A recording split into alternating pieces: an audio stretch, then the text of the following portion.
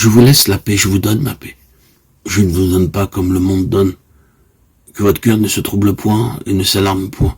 Jean 14, 27.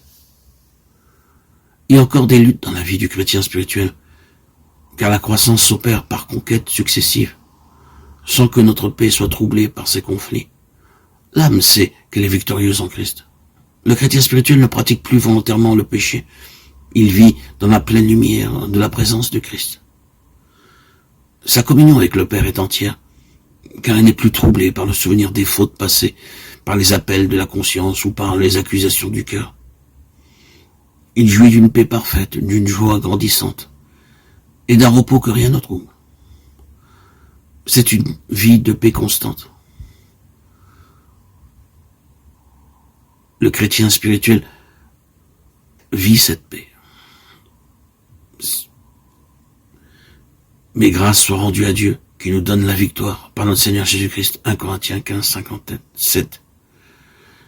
Le chrétien spirituel mène une vie de victoire constante. Remarquez que le texte de 1 Corinthiens 15, 57 ne dit pas les victoires, mais la victoire.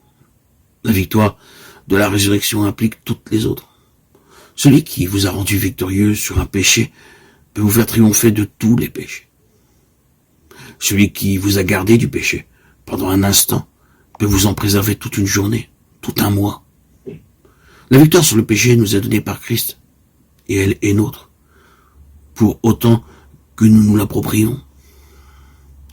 Mais dans toutes ces choses, nous sommes plus que vainqueurs par celui qui nous a aimés. Romains 8, 37.